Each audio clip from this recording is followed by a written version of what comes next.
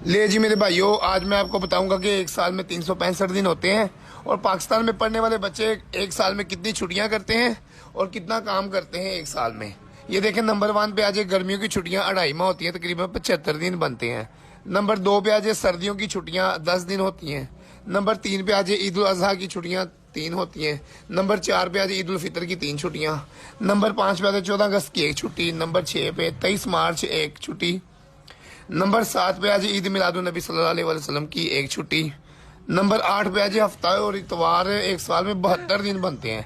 Number 9 पे आज 3 इम्तिहान, फी इम्तिहान 9 छुट्टियां 27 दिन बनते हैं। नंबर 10 पे आज स्कूल फंक्शन और दीगर तकरीबात की छुट्टियां 10 बनती हैं तकरीबन।